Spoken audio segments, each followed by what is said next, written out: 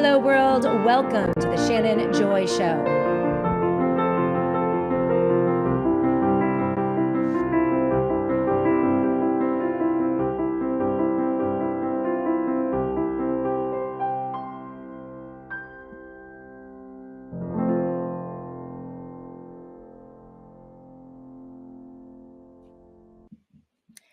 Hello, world, and welcome to the Shannon Joy Show. We're broadcasting live from the Joy Virtual Studio right here in the beautiful Finger Lakes region of New York State. It's so great to be with all of you today. It is Monday, February 10th, and we're back off of a busy weekend. I feel like Alex Jones just posts all day long, every day, all weekend long.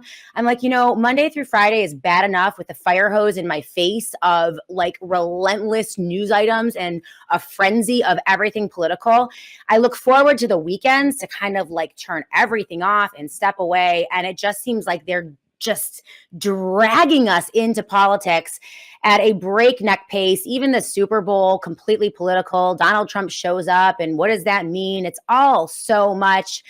And I don't know about all of you, but it is a lot. You guys look great today. We have a lot to get to today on the Shannon Joy Show. I hope you had a great weekend. I was with my youngest son, Teddy, in Pittsburgh this past weekend. We had a big volleyball tournament, and I talked to a lot of parents. It's very interesting conversations that I had actually about politics with normies this weekend in Pittsburgh. The boys did great. They won the tournament, which was unbelievable. We had a great time, and it's one of the ways that I get away from the news of the day. I think that there's definitely a psyop happening right now. There is definitely a relentless news cycle. And, the stories of DoGE and Elon Musk taking over this department, that department. Steve Bannon last week, going on air saying, hey, Elon, you need to take over the Department of Defense as well as the Treasury Department and the Education Department. And so you have this frenzy of excitement on the right from right-leaning news outlets like Fox News, and you have absolute despair and dismay and fear from the left-leaning news outlets. And regular Americans are just sitting here like, what the hell is going on? Like, what is going on? And so I don't know if you guys feel it. I feel it. It's my job every day to look at the news, look at the culture, take a look at what is going on. I'm a professional observer of what is going on and try to make some sense of it. Then we come together every day at 12 p.m.-ish Eastern time and try to figure it out.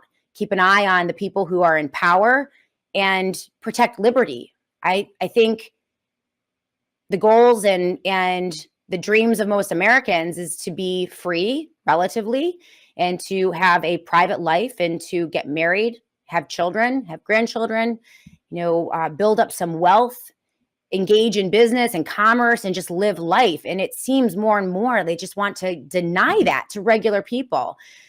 We're consumed with media and the news cycle and massive amounts of change. And it really seemed to have ramped up in 2020 with the lockdowns that we now know were a disaster. But it's just a lot. It's just a lot. Vidana, the Shannon Joy Show, wearing Eagles green today. Hey, Vidana, you look good. You guys look great on the live chat. I'm going to say hi to all of you. I guess I'm just going to lead with that. There are times when I come to this show and there is such a relentless cycle of news that it's hard for any person to grapple with it. And when we're in the middle of what I think is a psyop, it's very confusing too. It feels like a blitzkrieg. And so I'm just trying to make sense of all of it and figure out what the hell is going on. But this DoGE thing is very concerning, very concerning. And on the right, we are not getting what I think is an appropriate level of concern about what looks to be a coup d'etat, another coup on top of the coup of 2020. And there is a very good piece that I have linked at the very top of the Shannon Joy show notes today, Reprogramming the Republic, Musk's quiet AI takeover of federal power.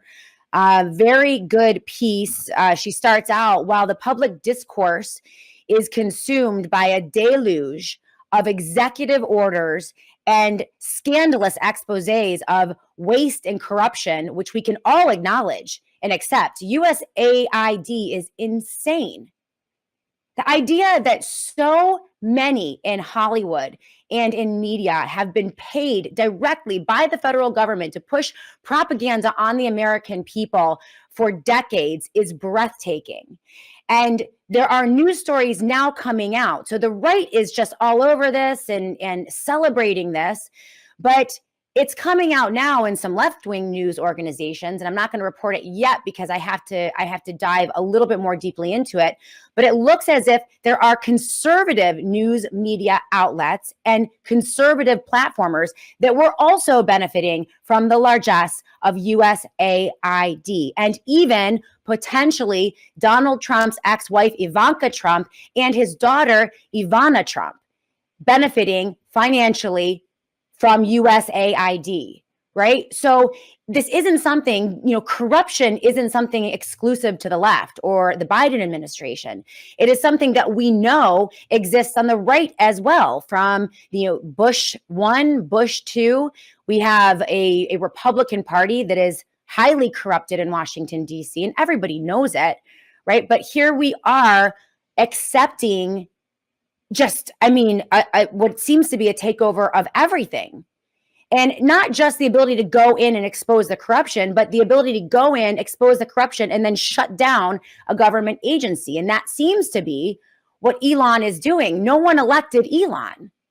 He's not the president of the United States of America. He's not even a public official. He hasn't even sworn an oath to the Constitution or to the United States of America.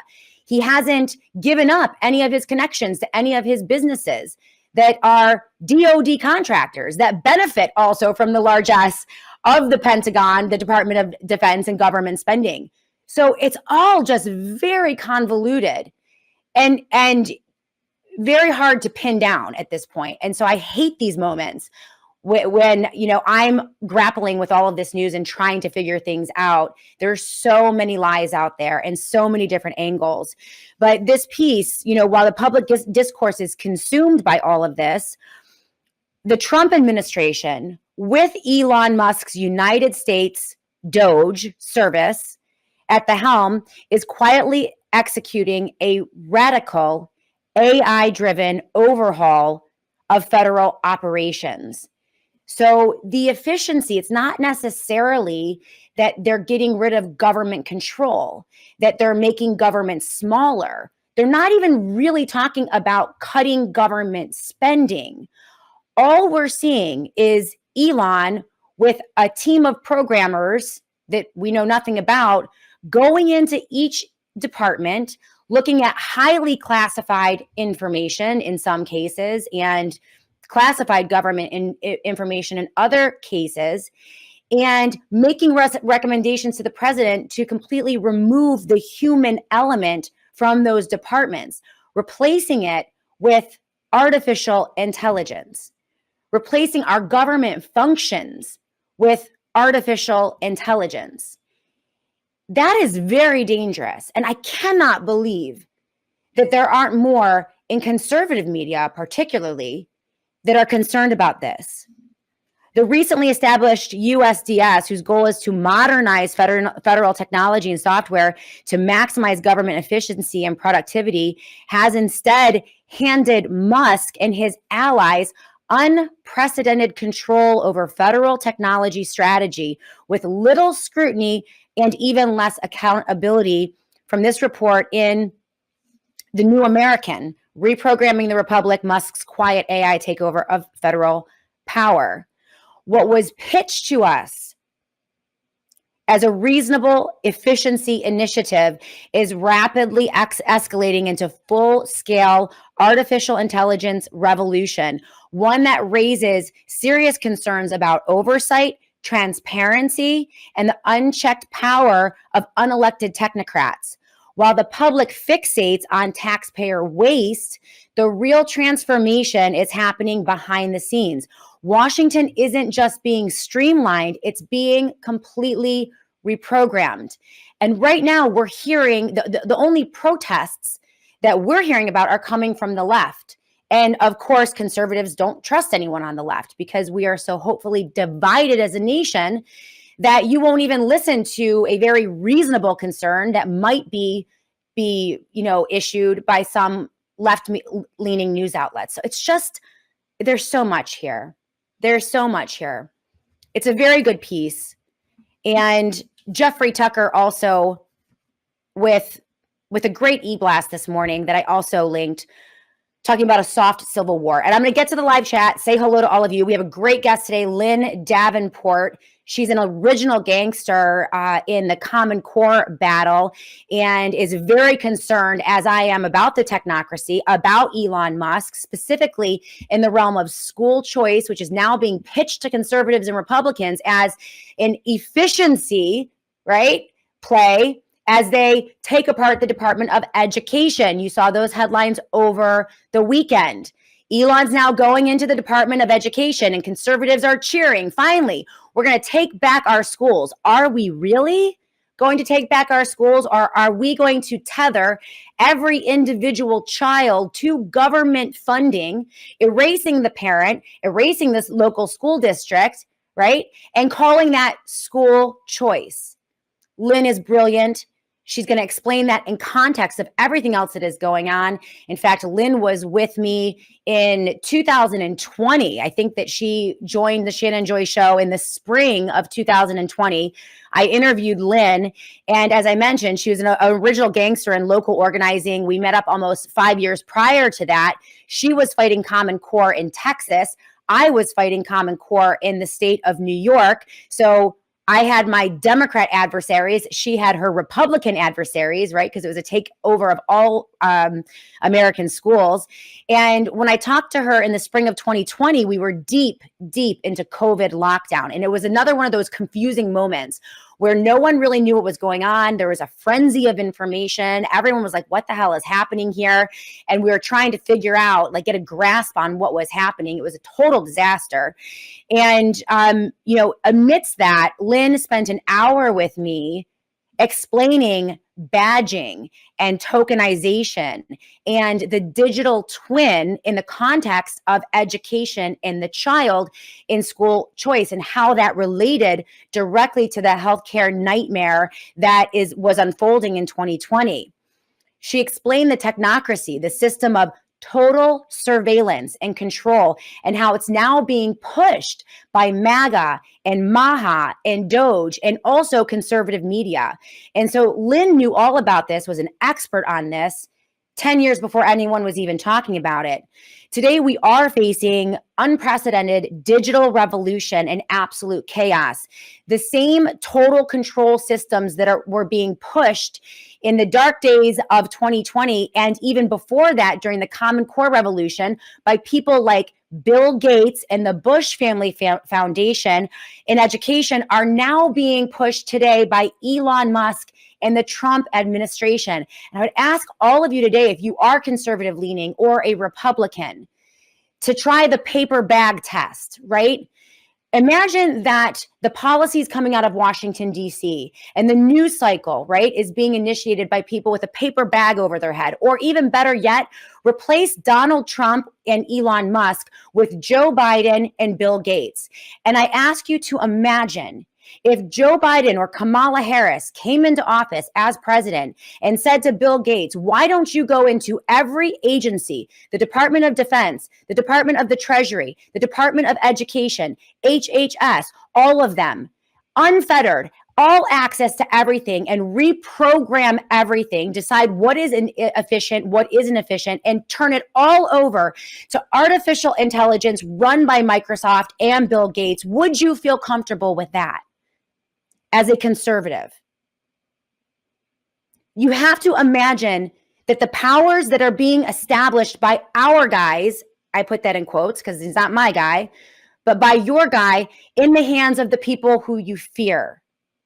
And I think that's where people are missing the bigger picture here. This is incredibly dangerous. And Naomi Wolf is doing very good reporting on this. Steve Bannon is beginning to see this, I think. Whitney Webb is doing very well on this. They have utterly destroyed, both parties, Republican and Democrat, have utterly destroyed education and healthcare. And they're now focused on our individual wealth. The financial tsunami is coming. The attempt to move us towards a cashless society and a new global digital currency is absolutely breathtaking. And Lynn, our special guest today, is well-versed in all of this. So I cannot wait to talk to her. We're going to bring her in at the bottom of the hour in about 5 to 10 minutes. But that's what we're doing today on the Shannon Joy Show. But I was so fascinated over the weekend. I mentioned that I was at a volleyball tournament with my youngest son, Teddy. He's a baller, 100%. Boys won the tournament. It was super fun. And it's a good thing I love volleyball because I could spend all day watching it, all different levels. They played at a really high level in Pittsburgh, PA this weekend. He's 12. Oh, no, he's 13, just turned 13. But it's so interesting. I'm getting to know some new families, right? Because Teddy's my youngest. And so we're, in the indoor volleyball world again. My two olders play beach volleyball. That's a little more autonomous. So we're doing the team thing. And so I'm meeting new parents and we're traveling with parents and you get to know each other. And of course, inevitably, the question is, well, what do you do for a living, right? And so I, kind of sheepishly, I don't lead with what I do because it's highly controversial because I'm independent. So I'm not a Democrat or a Republican, and that just pisses everyone off because they want you to take a side and be on a team. And so, when they asked me what I did, I'm like, well, I'm a full-time professional podcaster. And people are like, wow, that's the coolest thing. And I chuckle because podcasting apparently is cool. I spent 10 years being a radio broadcaster. So people would say, what do you do? And I'm like, I'm a talk radio host. And they're like, oh, okay, that's kind of boring, a little bit lame. But I've transitioned to podcasting. And now apparently it's the coolest thing in the world. And everyone is really into podcasting, it is the wild, wild west. But so they're asking me all these questions. Well, what's your podcast about? And so I'm like, well, it's about politics and culture and, everything that is happening in the country. And they're always inevitably, the first question is, well, what are you, right? If it's about politics, are you a Democrat or a Republican? And I was talking to normies, right? So these are people who are not, we would think that they're normal people who don't really plug into all of the political discourse. They're certainly not, super right-leaning. And so they asked me kind of what side I'm on. And when I told them I was an independent, it was really interesting how they totally opened up and were really open to talking about politics and talking about what they think about the world. And when I explained that, from my perspective as an independent, both the political parties are completely corrupt. I think that Washington, D.C. is a criminal cartel. I think most everything that comes out of the government is corrupted and controlling, and we just have to, wrestle it into submission if we're going to survive. I was blown away by how these normies, amazing people, by the way, were like, I totally agree with you. This is why I stopped watching the news. This is why I stopped paying attention to this, because everyone gets a sense that there's something very wrong with our power structure and that both of these political parties are in it together. And the goal is always for them more power, more control at the expense of our own individual liberty. And so it was actually really nice for me to have these conversations with people who are looking for independent voices. And so I guess in this first segment, I just want to reiterate to all of you, I'm getting a lot of flack right now for not cheerleading for DoGE and Trump and Elon, right? You're a Debbie Downer, you're a have no funser. Why are you, settle down, Shannon? They say, settle down, Shannon, calm down. All right. I'm getting that a lot. Okay. And I'm telling you, there's nothing more irritating as a woman to be told to calm down. That really bothers me. But I'm hearing, calm down, be patient, Shannon, trust the plan. We have to wait and see what they're going to do. We have to wait and see what they're building. What is Elon building? I don't know. And, I say back to them, oh, really? This is exactly, by the way, what QAnon and MAGA people and conservative people told me the last time around in 2016 when I was criticizing Donald Trump. And it ended in 2020 with military lockdown $8 trillion in debt, 500 new billionaires, a decimated Main Street, a decimated family, a decimated culture after the lockdowns of 2020, which, by the way, were Trump's lockdowns, not Biden. 40% inflation on everything, Joe freaking Biden in the White House, and a poison shot. Okay? That's what we got out of 2016, 17, 8, or 2017, 18, 19, and ending in 20. All right. When I was the one person out there saying, hey, hold up, all of this debt spending, I was there with all of you when it happened. Don't worry, I will offend both sides byline for Shannon Joy Radio. Absolutely. I'm telling you, there is no safe place for someone like me or a show like this one, because we are constantly just being dragged into the left-right paradigm. We're going to resist that here on the Shannon Joy Show. And the good news is the show is also really growing, which is super exciting.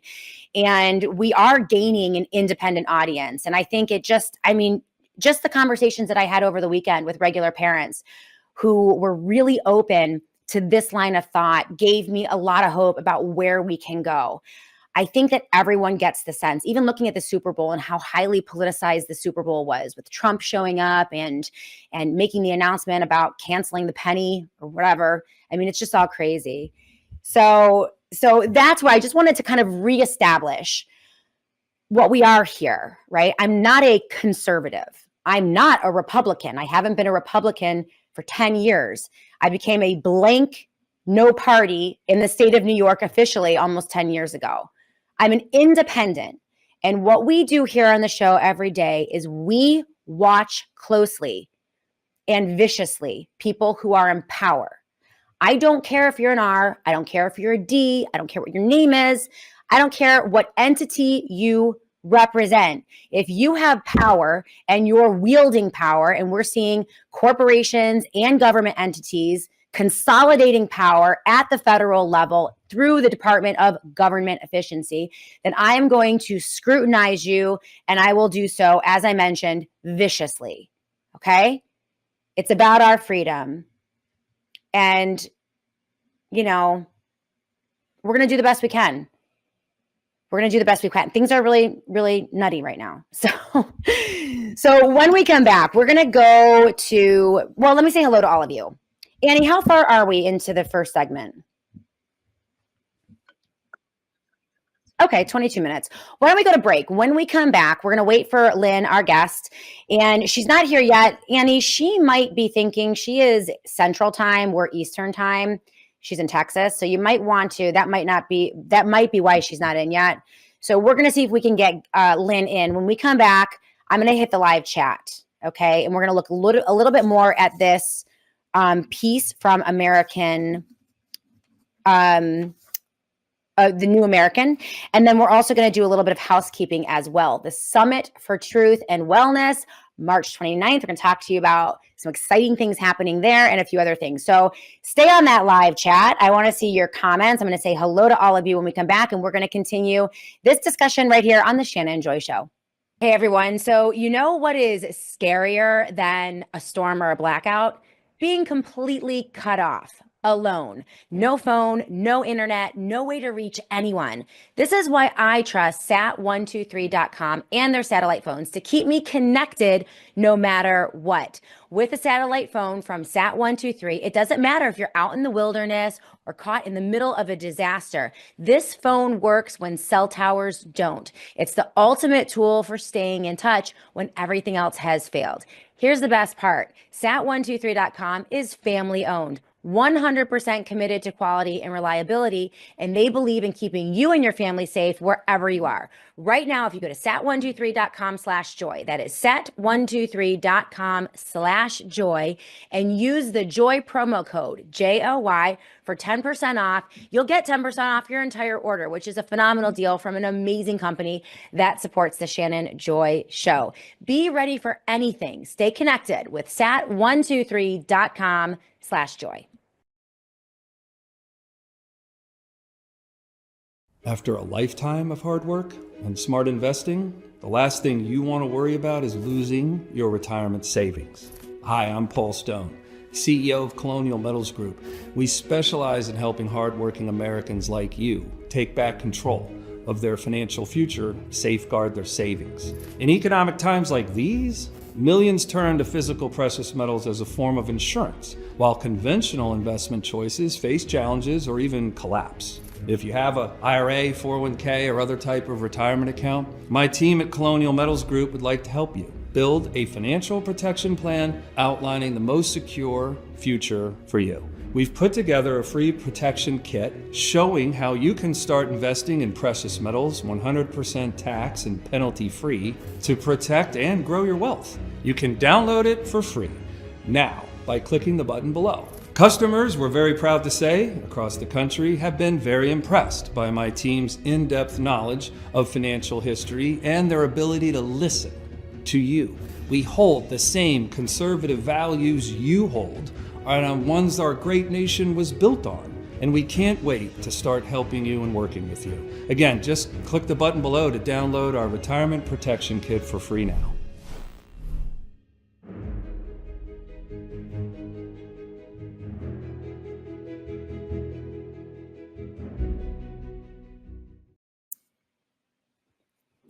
Welcome back, everyone, to the Shannon Joy Show. That was Paul Stone, founder, CEO of Colonial Metals Group, and also a sponsor of the Summit for Truth and Wellness. So amazing. They're going to come in and help sponsor the production of the summit. It is our gathering here in Rochester, New York, and Paul Stone is going to be traveling to Rochester, New York, and he's going to be on the finance panel talking about all of the financial turmoil that is coming. They are moving us. They want to move us to a digital cash system. And this is why so many people are moving into gold and silver. It's interesting to watch the American people completely reject crypto and Bitcoin. They're relentlessly. BlackRock is funding all kinds of, marketing for Bitcoin. Bitcoin is being pushed by Donald Trump and RFK and a bunch of conservatives. And the American people just really are not biting. The stocks are kind of fluctuating and dropping as the chaos ensues. And gold and silver are like super stable and growing. And that's really what we expect. And it's actually what Paul Stone has been telling us for quite some time. So if you are looking for a gold and silver partner, please go to colonialmetals.com/joy, colonialmetalsgroup.com/joy, and make sure you let them know that I sent you, because they'll take really great care of you. And I cannot wait for you guys to meet Paul Stone in person here at the Summit for Truth and Wellness. That's the other little piece of housekeeping that we have to talk about. You guys look great on the live chat, by the way. I see Mav 2020 is with us. Slim Jones is with us as well. CJP Rumble, of course, joins us on the live chat. LT Oracle of Truth. We Are All Dead is with us on the live chat. Do we see Studio 8424? Usually you're on. I don't see them today, but we have Liberty with us, Zen Woman, and Vidana. CM1968 says, Shay, don't worry about what other people say. Stay the course. It's tough. I'm telling you guys.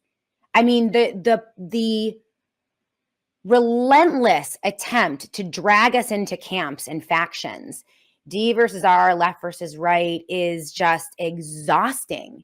It's absolutely exhausting. Pick a side, right? Every election year, every 4 years, every 2 years, pick a side, lesser of two evils every single time. And you guys know, the more you choose the lesser of two evils, you eventually end up with just plain evil, which is where I think we are right now. But even the Super Bowl, I mentioned in the last segment, it's, here we are, it's politicized. And what it just feels like everything is so fake and scripted. And just like the revelation about USAID, that these, Hollywood actors and news organizations are literally being paid, right? So every Hollywood actor that you ever heard say, oh, I think this about this culture, cultural item, or that you thought was organic. And let's go back like 10, 20, 30 years, that you thought was real and organic and what they really thought. They were probably paid by the US government, and that it infiltrated conservative media as well. Big names in conservative media, right? Paid by the federal government to what? I don't know. It's just insane. Rothen Walker is with us. MAV 2022. I watched the Stupid Bowl mainly to see what predictive programming to normies and it is, and two stood out. One was upcoming individual cancer vaccines will be good. And remember, this Super Bowl was sponsored by Donald Trump. So that's the signal to conservatives to say, we love this Super Bowl. And look, this is the good Super Bowl. And the dancers in the halftime show lined up and looked like an American flag. It's America First Super Bowl. And Aaron Rodgers, you know, he's the bad boy, the anti-vax bad boy. That's another signal to those on the right that this is a good Super Bowl. And buried and embedded in the advertising is the cancer mRNA vaccines for an epidemic of cancer that we know was likely caused by mass injection of SV40, which contaminated the majority of the COVID-19 vaccines. That's a cancer-causing agent. That's Kevin McKiernan and the scientists who found that. So, you know, they jabbed up tens of millions of Americans with a toxic shot that wasn't safe, gave some of them cancer, and now, well, that's a perfect market for the new cancer vaccine that is going to make it even worse. You cannot make this stuff up. And we just fall for it, right? So very good, MAV 22. The first was upcoming individual cancer vaccines will be good. And, anti-Semitic hate speech laws will be necessary. Very concerning how they are censoring. The Trump administration wants to censor free speech. Anyone who speaks out against what is happening in Gaza. Many are saying a genocide is occurring in Gaza. Many people saying that the Israeli government is corrupt and that this war is a war we should not be involved in, as we have enough problems here in the United States of America. You know, people who have concerns about that, I guess, could be labeled as anti-Semitic because they're not behind, you know, the U.S. standing with Israel to expand their borders. By the way, the absurdity, it's not even absurd. I think that it's like a real possibility that we're purchasing Gaza, that Trump is going to move out millions from that region. I think he said something like 1.2 million or 1.4 million. And recently said he was going to export them to the United States of America. So we're going to take refugees from Gaza, aka Hamas, potentially, or terror groups, and we're going to import them into the United States of America. I mean, Trump made that statement. Like, it's chaotic. None of this makes any sense. And, you know, the elevation of Paula White, for example, I don't know if you guys know who Paula White is, but this is the Christian that Donald Trump is elevating as, I guess, his faith advisor, his spiritual advisor. Annie, do you have the video of, this is, okay, a couple days ago, Trump announces Paula White, who is, I don't even know what to call her. She's crazy. She's a nutbag. She's a lunatic. And apparently she's going to be the Christian representative to advise Donald Trump on all things religious and Christianity in the White House. This is Paula White. Strike and strike and strike and strike and strike and strike and strike and strike and strike and strike until you have victory. For every enemy that is aligned against you, let there be that we would strike the ground, for you will give us victory, God. I hear a sound of abundance of rain. I hear a sound of victory. I hear a sound of shouting and singing. I hear a sound of victory. I hear a sound of an abundance of rain. I hear a sound of victory. I hear a sound of an abundance of rain. I hear a sound of victory. The Lord says it is done. The Lord says it is done. The Lord says it is done. For I hear victory, victory, victory, victory in the corridors of heaven. In the corridors of heaven, victory, victory, victory, victory, victory, victory, victory. For angels are being released right now. Angels are being dispatched right now. Hamanda aka ata raka teda baka sanda ata ambo osa kata rite eke banda ata rike didi ashata. For angels have even been dispatched from Africa right now. Africa right now. Africa right now. From Africa right now. They're coming here. They're coming here. In the name of Jesus. From South America. They're coming here. They're coming here. They're coming here. They're coming here. From Africa. From South America. Angelic forces. Angelic reinforcement. Angelic reinforcement. Angelic reinforcement. Pika hata anda ata. Ora bata rata anda eke eke manda rasata. For I hear the sound of victory. I hear the sound of victory. I hear the sound of victory. I hear the sound of victory. I hear the sound of victory. I hear the sound of victory. I hear the sound of victory. I hear the sound of victory. I hear the sound of victory. Yeah, we ran the whole thing so that you got the full understanding of that crazy woman. She is a lunatic. She looks like she's demon possessed. This is not Christianity. I'm a Christian.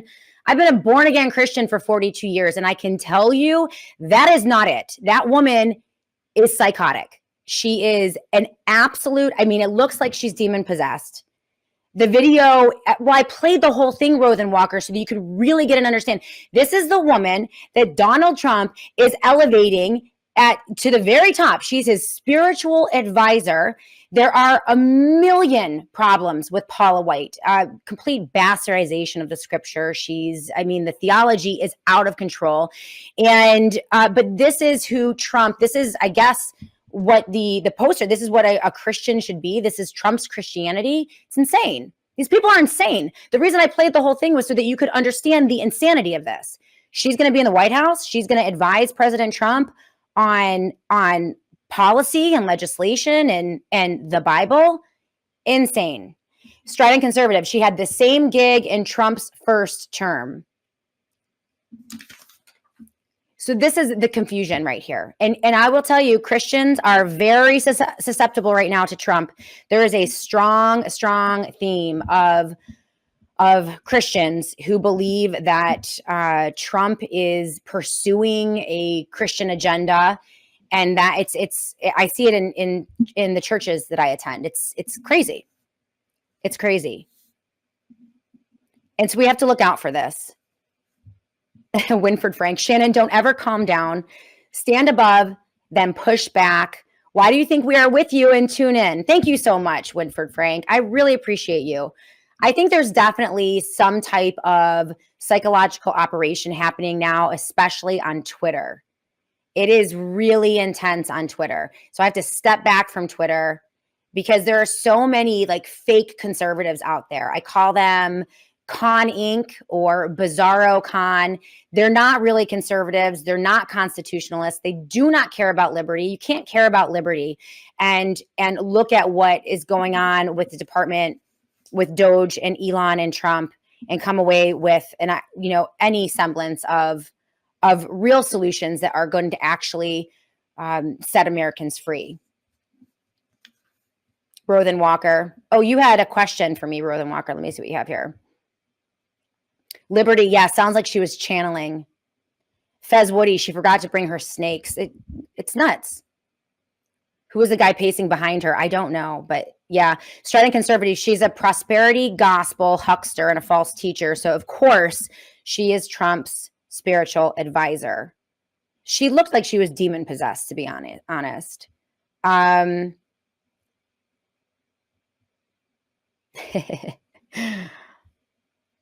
Rothen Walker, what question did you have for me?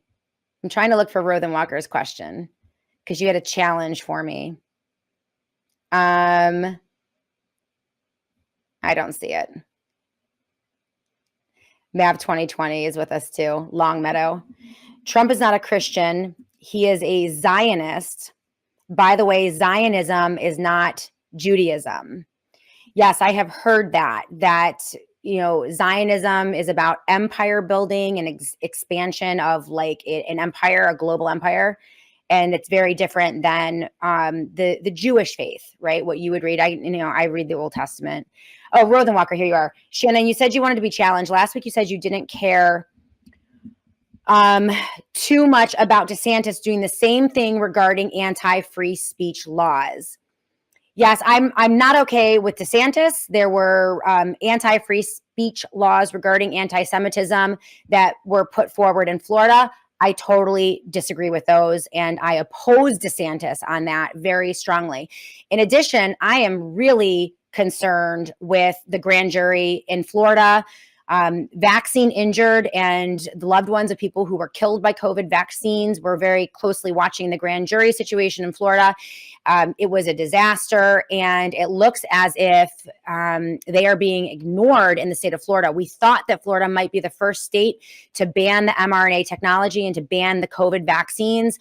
I don't know that that's happening, and so we're keeping an eye on that. But I am opposed to that as well. So we're gonna call people out when they get things wrong in terms of liberty, and we're just going to continue to do that. So let's talk about the Summit for Truth and Wellness as well. I'm all over the place today. So excited. March 29th, okay, 2025. I mentioned that Paul Stone is coming. He is founder, CEO of Colonial Metals Group, and he's going to be speaking on a finance panel that's going to be really important. And I'm also working on another big guest for that finance panel. But we're going to do the summit a little bit different. It's March 29th, full day event on Saturday. You can get your tickets at summitfortruth.com. That's summitfortruth.com. All day event on a Saturday, March 29th.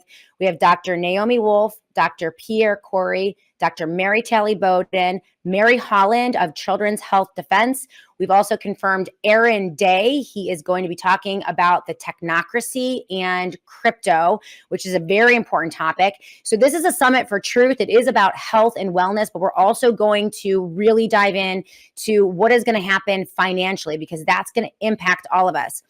So this is going to happen. It's going to be less of speakers in front of a podium delivering PowerPoints and more speakers sitting in comfy chairs on the stage and engaging with each other. And I'm going to be with them conducting a question and answer type of scenario. So it's going to be amazing. There's going to be plenty of time for you guys to meet the speakers and engage with them, talk to them. There will be booths, vendors, and it is a coming together of freedom warriors in the Northeast. So if you are in New Hampshire, New York, Pennsylvania, Ohio, anywhere, Virginia, Washington, D.C., within driving distance or even flying distance. In fact, we've had people come to the summits from Texas and California and Florida. I want to see you. I want to meet you. And it's going to be just another amazing event. We already have Bethel Christian Fellowship booked. We're going to be live streaming this. I believe. We haven't confirmed that yet, but we're going to try to do a live stream again. But you want to be in that room. There is so much power when people get in physical proximity of each other and engage. This is the third summit that I've done. We've typically put about 800 to 1,200 people in a room. It's an amazing day. And it's very intimate with these amazing thinkers and warriors. And so want to invite all of you guys to get your tickets. They are on sale now at summitfortruth.com. That is summitfortruth.com. All right, when we go back, we're going to go to break. And when we come back, we're going to bring Lynn in. Lynn Davenport is an amazing warrior for truth. I met her in the dark days of Common Core. So when Obama was in office and they were taking over education, it was Bill Gates and the Bush Family Foundation, along with the Obama, presidency at the time. But she has been so consistent and so understands the technocracy, not just in context of education, but also finance and everything else that we're seeing. She knew exactly what was going down during COVID-19. And as we report on Elon Musk heading into the Department of Education, apparently making it efficient, taking it down, saying it's over. They're closing the doors. We're going to see a big push for what they're calling school choice. Lynn Davenport is here to warn us about what school choice actually is. It is tethering your child directly to the federal government. It is not choice. It's a Trojan horse, but they're going to push it, and they're going to push it from the right. And unfortunately, a lot of people, homeschoolers and private schoolers and people who are at charter schools are in the crosshairs because they want that government funding. There is another way. There is a better way. And Lynn is going to explain that to us when we come back. So keep it tuned right here. We'll be back in a moment to continue the Shannon Joy Show.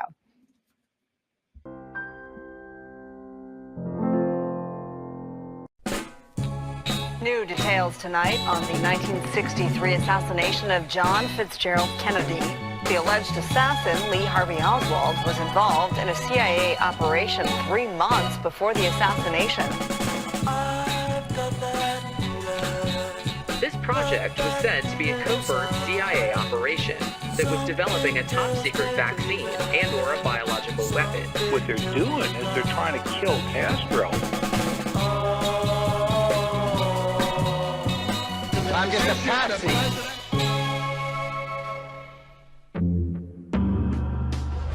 In 1963, the world was a powder keg ready to explode,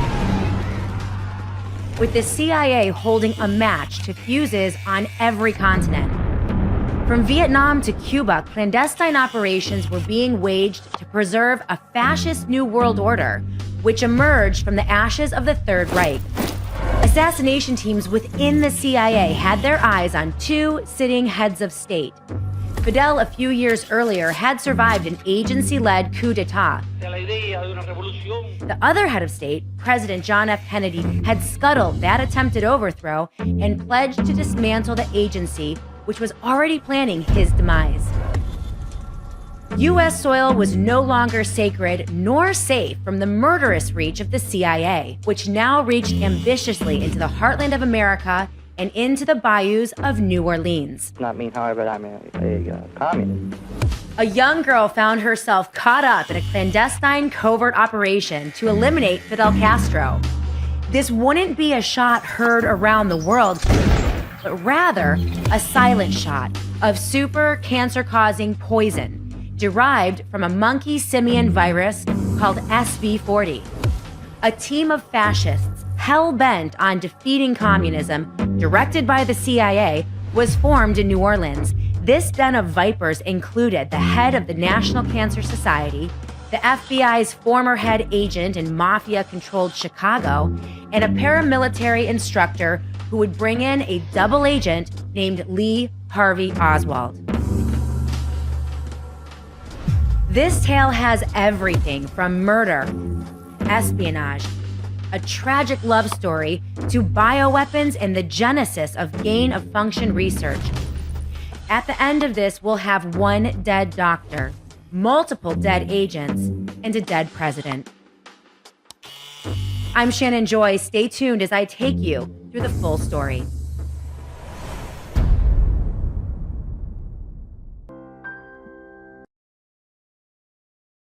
Hey everyone. So you know what is scarier than a storm or a blackout? Being completely cut off, alone, no phone, no internet, no way to reach anyone. This is why I trust sat123.com and their satellite phones to keep me connected no matter what. With a satellite phone from Sat123, it doesn't matter if you're out in the wilderness or caught in the middle of a disaster. This phone works when cell towers don't. It's the ultimate tool for staying in touch when everything else has failed. Here's the best part. Sat123.com is family owned, 100% committed to quality and reliability, and they believe in keeping you and your family safe wherever you are. Right now, if you go to sat123.com/joy, that is sat123.com/joy, and use the JOY promo code, JOY, for 10% off, you'll get 10% off your entire order, which is a phenomenal deal from an amazing company that supports the Shannon Joy Show. Be ready for anything. Stay connected with sat123.com/joy.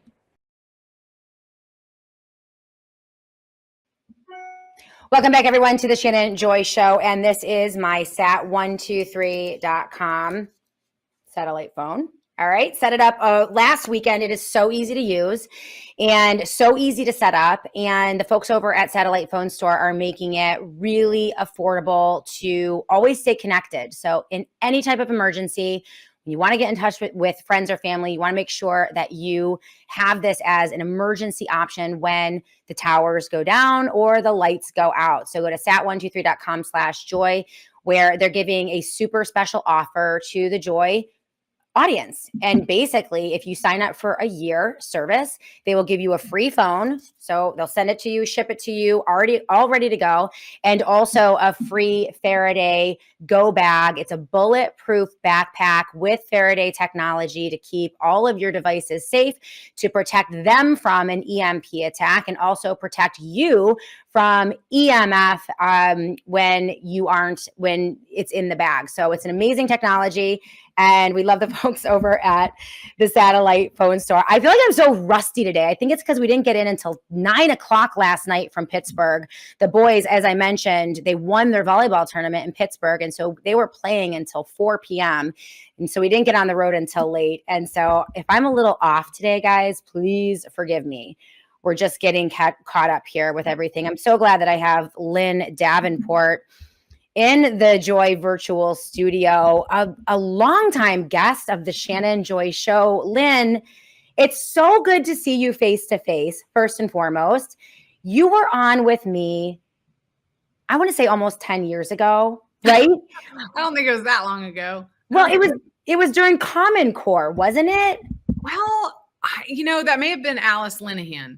Okay. She and I have worked together, and I learned a lot from her about Common Core. So right. I don't know if, but we probably were connected about maybe 8. Yeah, maybe 8 years ago. And then you joined me, it was in the spring of 2020, to talk about, we were in lockdown. And again, it was audio. So I'm podcasting now, but this was an audio conversation. And you spent an hour with me talking about badging and tokenization and the digital twin in context of what they were doing to our children in public education after Bill Gates and the Bush Family Foundation and Barack Obama transformed public education into what it is today, which is a disaster, right? But so you have understood, the technocracy and where this is going for a very long time. And I remember you kind of blew my mind. Yeah, I had you on for that show, and it confused me, quite frankly. I wasn't ready for all of that. One friend to have. You're that kind of friend, right? But for those of you who don't know Lynn, she is from Texas, and she's fighting the battle. Familiesengaged.org is her organization. Familyengaged.org, and you can follow her on X. Let's start with how you're doing, Lynn, and what you think is going on as we move into a new administration. DoGE, Elon Musk, don't know what that is. What do you make of it all? I think it's unelected technocrats. Yeah. I mean, whether it's the left or the right or whatever, I think at the top it's kind of a uniparty, and I'd much rather see Trump in the office than Biden. But I didn't elect Elon Musk, and these technocrats that are advising Trump, the people that he's meeting with. I mean, he had a meeting with Bill Gates for hours. What does that tell you? Yeah. I mean, well, and you see the meetings with Mark Zuckerberg and the meetings with, the Stargate in and of itself is absolutely terrifying.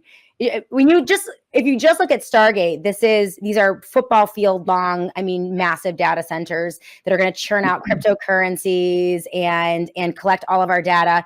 And they are so powerful that they're going to have to hook them up to nuclear power plants, right? Like the scope of this is insane. Well, and I think that there's a level of, it's almost, supernatural and sounds esoteric in a way, but I do believe that there's energy that's drawn from us and our activity online. And so there is a tapping into our emotions and our feelings, and social media tends to do that, where it steers people into different camps. That's something, if you want to study cybernetics. So it does feel like we're living in alternate realities. there are people in this reality and then that reality, and they're not connecting with each other. I'm just, I try to be objective, and I try to step back from all of this and see what's really going on here. Is this for us or against us? Are we dealing? I mean, I know we're dealing in principalities of darkness, and it's not flesh and blood that we're battling, but yet we're supposed to interact with these people who are our elected officials. But Elon Musk is not elected. And where did he move? He's in Austin. What is going on in Austin? There's a lot going on in Texas that impacts the nation. And I mean, that's the only perspective I have, is being someone who grew up in Texas. That's all I know, really. But I do know that there's something special about Texas. And as Texas goes, so goes the nation. And I don't mean special in a good way necessarily. Right. People perceive Texas as this, bastion of freedom. And we have had Republican governors for the last couple of decades. But under Republican leadership, our education system has been driven into the ground. Yes, at the local level, it's run by Democrats, but at the state level, what happens in Texas tends to be scaled nationwide, like George Bush and No Child Left Behind.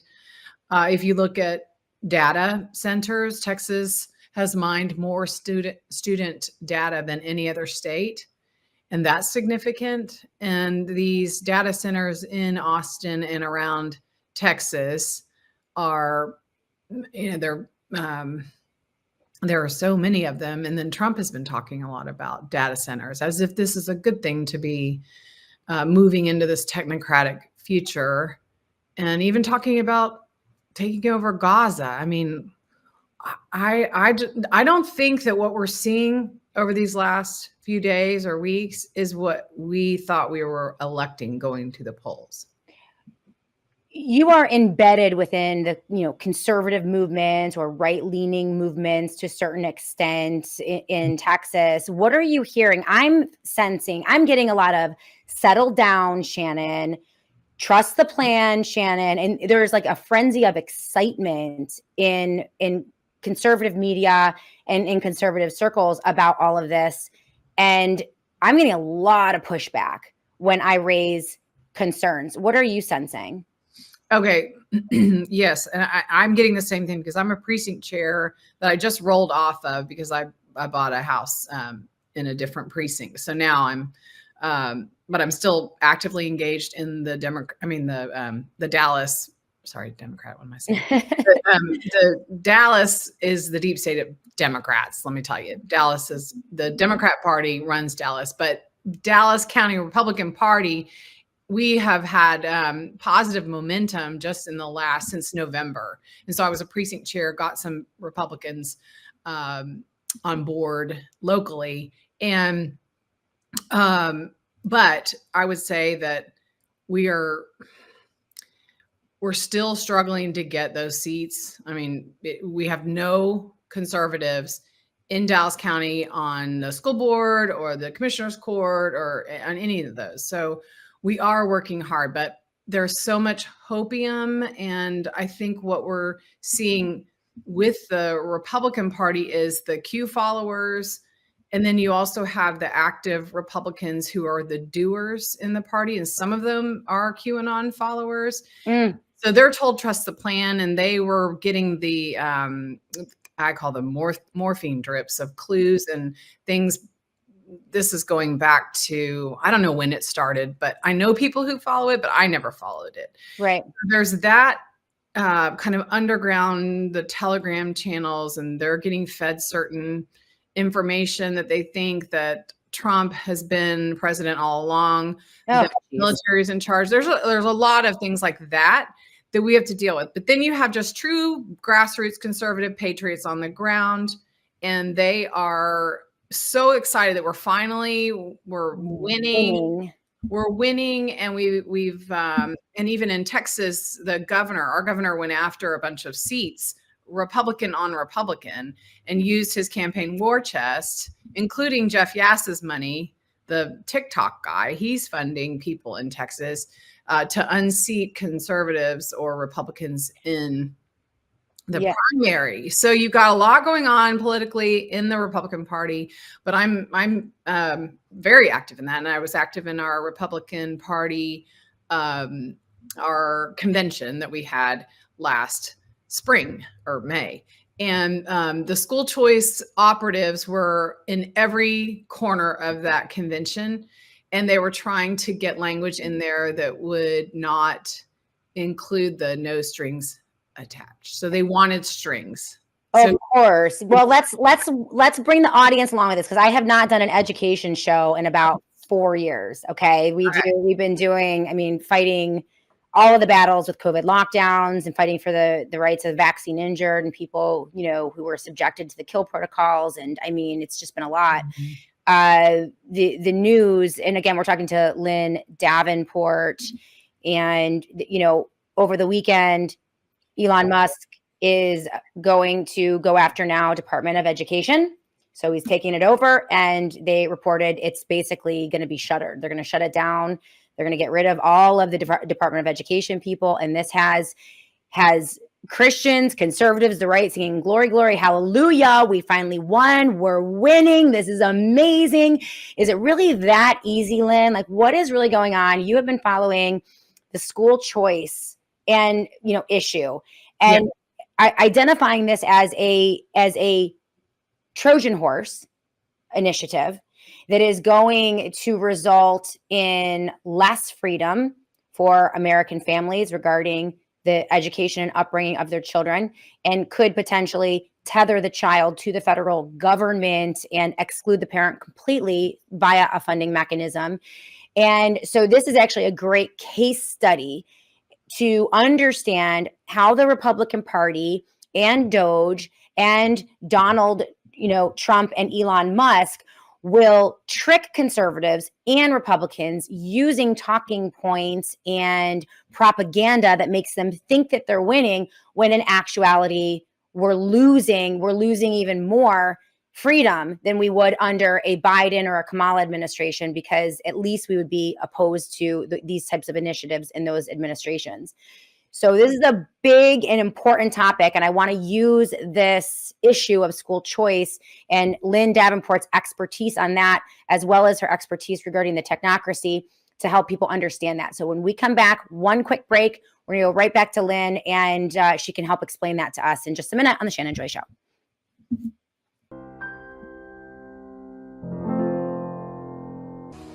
Well, hello everybody, it's Annie Cyrus. Welcome to my art studio where all the magic happens. This is the station for painting, and that is the station for all the resin art I do. If you want to check out my art, all you gotta do is go to lutfstudio.com.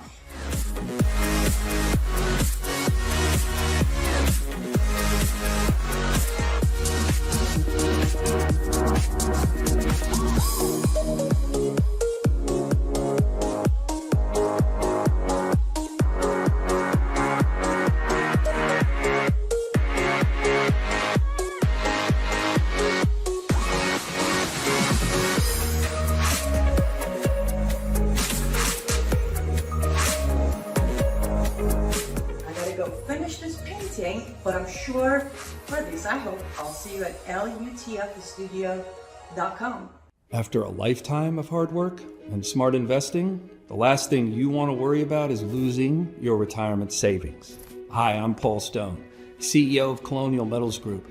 We specialize in helping hardworking Americans like you take back control of their financial future, safeguard their savings. In economic times like these, millions turn to physical precious metals as a form of insurance, while conventional investment choices face challenges or even collapse. If you have an IRA, 401k, or other type of retirement account, my team at Colonial Metals Group would like to help you build a financial protection plan outlining the most secure future for you. We've put together a free protection kit showing how you can start investing in precious metals 100% tax and penalty free to protect and grow your wealth. You can download it for free now by clicking the button below. Customers, we're very proud to say, across the country have been very impressed by my team's in-depth knowledge of financial history and their ability to listen to you.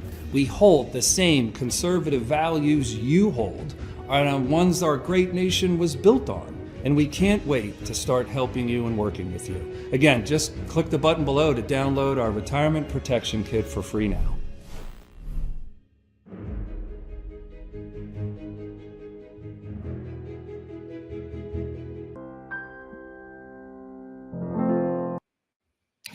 Elon Musk is poised to take DoGE to the Department of Education and take it down, all in the name of efficiency. But there's a new piece from the New American, which is raising the red flag. This is a must read piece. It is linked right in the top of the Shannon Joy Show notes right here on Rumble. Just one statement from this piece. Elon Musk is often painted as a revolutionary battling the deep state, the billionaire outsider with a libertarian streak, supposedly here to dismantle entrenched power structures. Yet the reality is far less rebellious and far more disturbing. Massive government contracts, a China-style everything app, transhumanist ambitions in which the future belongs to those who are plugged in to his brain chip via Neuralink. These aren't the hallmarks of an anti-establishment disruptor. They're massive red flags, and it's time to start paying attention. Great piece from the New American. Lynn Davenport, a freedom fighter from the great state of Texas, is with us today on the Shannon Joy Show. She's with familiesengaged.org, familiesengaged.org. Let's go through this new push for school choice. It's aligning with all of the headlines now of Elon going in and taking down the Department of Education through DoGE. What are your red flags, Lynn? And how do you see this issue of school choice being twisted to actually draw conservatives, Republicans, homeschoolers, private schoolers into a trap of massive and more government control? Well, first of all, let me start with the fact that there's no constitutional justification for the federal Department of Education. So I share the sentiment that we need to shut down the U.S. Department of Education. Now, in 2016, right before Trump was elected, I was in Austin for a Sean Hannity rally, and I met Trump actually backstage and on stage. And I told him, I said, end Common Core and end the Department of Education. He said, oh, I totally agree. Are you a teacher? And I said, no, we're parents. And he said, oh, toughest job. So he agreed that we needed to shut down the department. But when he was president the first time around, he only expanded that. And he appointed Betsy DeVos, who for 30 years, she was pushing privatization and that, shifting the public money into private hands, undermining and collapsing the traditional public school, which we can argue the merits of that, but that's not what this show is about. So she was also pushing charter schools, which is taxation without representation. So she expanded the Department of Education and their overreach. So I agree that we need to shut it down. Why didn't they work to do that the first time around? And Trump was pushing school choice back then, even. And school choice being where the money follows the child from either from the public school into the private or homeschool, or, it'll capture the children who've never been in public schools, and we will pay for that system, a new system. So why is that a bad thing, Lynn? Most conservatives I talk to love school choice, and they want the money to fund the child. They want to deny the superintendent and the school districts and the crappy teachers and the Department of Education, and they want that money to go directly to the child. Why would you be opposed to something like that?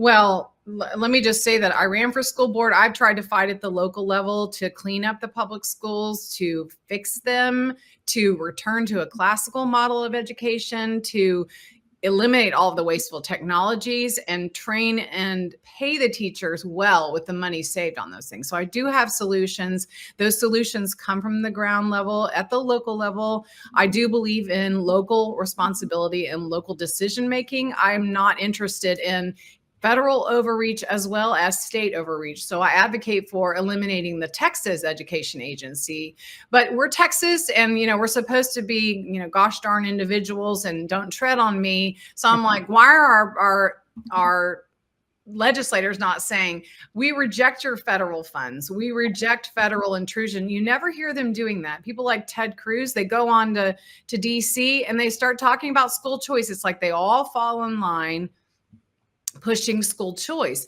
Well, I say, why would you flee the government schools only to accept government regulated school choice? And that's what it is. I've been reading the bills since 2016. I've been showing up at the Texas legislature, speaking out against school choice. And people will lob me, they'll try and associate me with the unions. That's often the pushback I get. Oh, well, you must be a Democrat and you must be aligning with the unions if you don't support school choice. No, it's because I read the bills, and the bills are not conservative. They actually grow government. They have fiscal notes that are massive in the billions. And I read the fiscal notes on the technology bills as well. The Republicans are the spenders in Texas. The Democrats are not in charge. They have not been in charge. They've not had the power for decades. So it's the Republican governors that are signing these massive fiscal notes. And the one that's being debated right now is Senate Bill 2. It passed the Senate. Now it's got to go, through the sausage making factory of the legislature, and it has to have the House approval. And they'll make some amendments and they'll try and put lipstick on the pig, but the bill is $4.55 billion. Trump is weighing in on this Senate Bill 2 debate, and he's trying to coerce the House representatives to accept this bill and to vote in favor of it. And remember, I mentioned the governor. He went after certain House representatives because he didn't have the votes the last session. And we went into 3 special sessions after the regular session to get school choice passed. It's the only thing our governor cares about, not the border, not election integrity, not crime, not the medical tyranny. No, our governor only cares about school choice. That's it. That's his number one priority. It's an agenda. So would you say that this school choice initiative in Texas is being scrutinized by the federal government? Trump is weighing in because this would be the template for the expansion of school choice to every state in some capacity with the push of the federal government. So as they collapse the Department of Education, right? So they take down one power structure, seemingly, and then they move you into this new power structure, which is AI generated federal control or school choice model that is run and directed by the federal government. Can you explain how the federal government tethers into the child and the family? Could you explain actually why this would be more dangerous to American families and more disruptive to American education for students than even the terrible system that we have now, which is the Department of Education? And I will reiterate what you said, Lynn. I do believe that this power should be, devolved to the local communities. Schools should be local again. Schools are not necessarily a bad thing, and local individuals can decide whether or not to send their kid to public school or do private school, but that should be decided at the local level, maybe with some state oversight. I don't believe in any jurisdiction of the federal government over the education and upbringing of the child, and every parent should have the right to raise their child exactly how they want. But this is not what we're getting, right, Lynn? So can you explain to people, because I really want to target, hopefully, those people who are conservative, right-leaning, who are going to be like, this is great. This is everything we've ever wanted. We've been conditioned towards school choice for well over a decade now in a lot of different areas. But why is this more dangerous? Well, I mean, if you just look at the Texas bill, it's a vendor bill. If you look at the bills in other states, they're vendor bills. So that's why I say with $4.55 billion, what are the devils? Where are the devils in the details?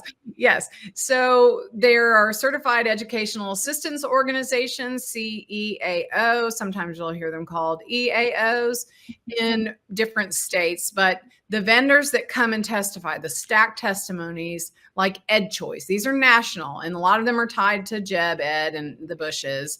But these stacked testimonies that come before the legislature, they're the invited testimony. And then they push the public towards the end of the day when people are tired and aren't listening anymore. And we get our 2 minutes. So these stacked testimonies, these are vendors that would collect a percentage, and some it's up to 10%. So the mechanism that is created by the school choice vouchers, it's an education savings account is what they're pushing in Texas. There are vouchers, there are tax credit scholarships, there are education savings accounts. There's different ways to set up these school choice bills, but the one that's being debated in Texas is the most popular one. It's a banking scheme. It's called an education savings account. So they'll say the money follows the child, but really the money goes into an account, and then you have to report how that money is spent. You have to jump through the hoops that the state sets up. It runs through the comptroller. It creates new jobs through the comptroller and the Texas Education Agency. In most states, it's set up very similar to how they're setting it up in Texas. Only ours allows for more children than some of these other states. They call it universal school choice. Trump will say universal school choice. That word is semantics. It's deceptive semantics. They say all children are eligible, but they don't open it up to all children. So they put stipulations, sometimes based on income, sometimes based on race, sometimes based on special needs, these subpopulations. So it depends on your state. Now in Arizona, it's bankrupting the system because they're absorbing all these private school children that they weren't already educating. People think the money drains the public schools only to elevate the private schools, and it's not how it works. The money actually, what it does is you're still paying for your public schools, but then they create a new lane, a new taxpayer funded lane. It's a new tax. And we know that when it's offered, there are parents in private schools that will say, yes, give me the money. I'm already paying through my property taxes for my public schools that I can't or won't take advantage of. But it actually creates, so we have private schools, public schools, and charter schools that we will be paying for, or homeschools, that the taxpayers will absorb. It's not going to return the money back to us like they say. And it won't cover the cost of private schools. But back to the federal issue, I don't think that they have the right to implement a plan like this. Just return the money back to the states, shut it down, right? Never relinquish the power. They always they shift it to other things. Like they did this with the Democrats did this with defund the police. What they really meant was, we want to fund social welfare programs. We want to fund mental health services. And they wanted to shift the money from the police into those other entities. I think that Trump is doing something similar to that. And one thing that we have to do is we have to repeal bills that came before him. Right. Obama's ESSA, Every Student Succeeds Act, which was on the heels of No Child Left Behind under the Bushes. But you can go all the way back to Elementary and Secondary Education Act, which was LBJ, who was instated after Kennedy was shot in Dallas. He was sworn in, and then he went on to pass that bill. So I think you have to unravel and repeal all of these bad bills, because there are federal mandates that have come with those things. So he can shut down the Department of Education, but I don't see how legally he can do the things he's talking about doing without Congress. We do have a balance and a separation of powers, and we don't want him doing things that, if the Democrats get power next time around, then that would set the precedent for something that could come back to bite us. Texas is Trump's cabinet, really. There are exceptions to this, but his cabinet in waiting was Brooke Rollins and Texas Public Policy Foundation people, Heritage Foundation people. A lot of his cabinet is coming from the think tanks from Texas. Brooke is his agriculture commissioner, but she works with AFPI, which is America First Policy Institute. And she worked for 15 years with TPPF, Texas Public Policy Foundation, pushing school choice. They were created to push school choice. They've tied up our legislature for 20 years pushing school choice when we get nothing else solved. We never fix the problems in education because we're always talking about this massive thing that sucks all the energy is school choice. We never solve the real problems in our public schools because that issue is always on the table, and that takes the, you know, the dialectic, everyone fighting, I'm for vouchers, I'm against vouchers, and it creates that tension. Yeah. And then or they'll slide in something while we're paying attention to that. They'll slide in another thing that hamstrings the schools. Right. So it really is, it creates the division and the tension, but the government is always layering more power upon power upon power. They're never devolving power or taking it away or returning it. It's always one scheme after another, and school choice is just the latest in those schemes. So a parent who decides to take the voucher or open up an ESA or go down the school choice route will be paying their education taxes or their taxes to go and fund the public schools, but then they'll have this little bank account. And you're saying that there are a lot of government controls involved in how you spend that money that they have now granted you in the ESA account. Is that correct? That's correct. And there are certain provisions. So you will have to do the norm reference test or the state test. Like Tennessee has to take the state test. Well, people in Texas say, oh no, we don't, we'll put all kinds of guardrails in these bills. So we won't require that. Well, the thing about the norm reference test is that might be the MAPS test. That might be. You're using a lot of letters here. So what you're saying is that if you take the money and you have the ESA account, your kid, in order to get that money or account for that money, you have to provide to the government a proof that your child is proficient in this or that or the other thing. And those requirements become so narrow and so specific, then it will force you to teach in a certain way in order to make your child proficient. So it really is bringing the federal government and the Common Core standards, or whatever the bad standards are, into your home where you're forced to teach them that way, because you can't take the money unless you have those requirements met. And it would be the same for a charter school. This is why charter schools are actually the worst case scenario, because their money comes directly from the federal government and isn't levied through local taxes. And so the government could shut them down in a hot second. So when they have to shut down for Common Core, if they have to force mask or force vaccinate or create a new test, the charter schools are usually the ones that are the most susceptible to just caving completely because of that direct tethering. Am I off on there, or is that kind of? But our charter schools in Texas, they are essentially their real estate deals, and they get money per student from the state. So they call them public schools or public charter schools, but they are funded with our tax dollars. And when I say taxation without representation, it's because they do not have democratically and locally elected boards, right? Like schools do, which, that we can argue that we have issues with our elected boards, but at least we can, in theory, vote them out. With charter schools, they have appointed boards, and the charter schools are not outperforming our mediocre public schools. Well, of course they aren't. I mean, go ahead. Yeah, no, well, and so it was brought in the 90s as a means to lift all boats and to create choice and competition within, our options. Well, every time they introduce things that are supposed to give us choice and competition, the taxpayers are footing the bill. And that's exactly what they're doing with the vouchers. It's not going to do what they're saying it's going to do, create competition and lift all boats. And they use all kinds of marketing slogans around school choice. So who doesn't want choice? They put it on our ballot